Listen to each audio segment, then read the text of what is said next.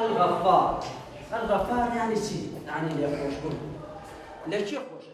دوا بە دوای دەست پێکردنەوەی پرۆسەی خوێن لە شاری سلێمانی ئەو پرۆسەیە لە قەزای چەمچەماڵ و ناحیەکانی دەوروبەریشی دەستی پێکردوتەوە.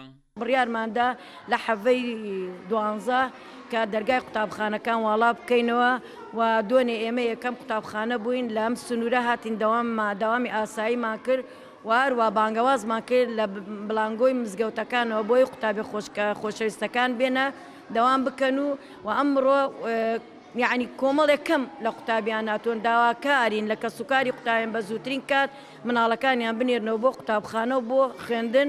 بایکۆتمان شکاندووە وەکو هەستکردن بە لێپرسراوی بۆ هەموو خوێندکارانەمان بێ بۆ ئەوەی کەوا لە ساڵی خوێندندا نەبڕێن و ئیشەڵا قەرەبووی ئەکرێتەوە.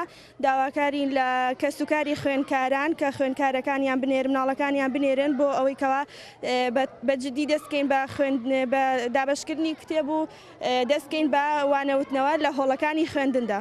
دەستخۆشی لە هەموو مامۆستایانەکەم کە بایکۆتیان شکاند و وەڵەکانی خوێندن لە هەموو وەڵەکانی خوێندن دەستی پێکردەوە و داوا لە هەموو قوتابیان دەکەم بگەڕێنەوە وەڵەکانی خوێندن و درێژە بە خوێندن بدەن. زۆر سپاس مامۆستاکانی قوتابخانەکەم کە دەرگای قوتابخانەیان بەسەرمان ناکردە و داوا لە تەلەبەکانی ئاڕۆژمەکەم بگەڕێنەوە بۆ قوتابخانە. بەڕێوەبەری پەروەردەی چەمچەماڵی شاشکرایی دەکات دەوامی یاسایی لە سەدا هەفتەی ناوەندەکانی خوێندن لە سنووری چەمچەماڵ دەستی پێکردوتەوە.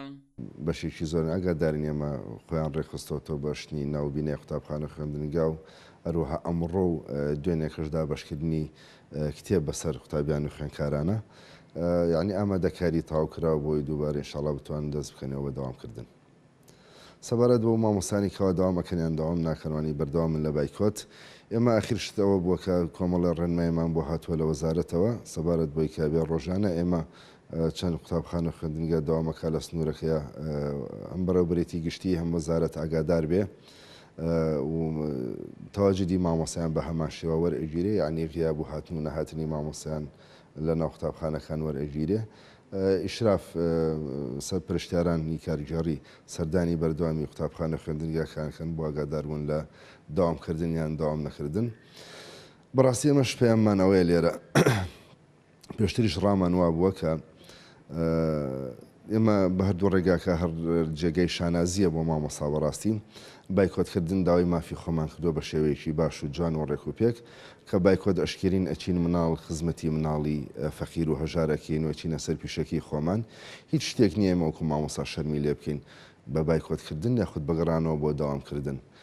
مادام بایکۆت بەرەوشکاندن دەڕوات ڕۆژێ زووتر دەست بکەینەوە بە داوام ڕەنگە باشتر بێت. وەک مامۆستایانی چەمچەماڵ ڕایانگەیان بە لە بەرچاوگرتنی دۆخی پەروەردە و نەفەوتانی ساڵێکی خوێندن پرۆسەکان دەست پێکردوتەوە و هیواشیان خواست کە لە دوایەوە هەنگاوەیان حکوومەتی هەریان بە پلانێکی وەرتر کار بکا بۆ باشکردنی دۆخی مامۆستایان. عومەر غەریب، کورسات نیوز، چەمچەماڵ.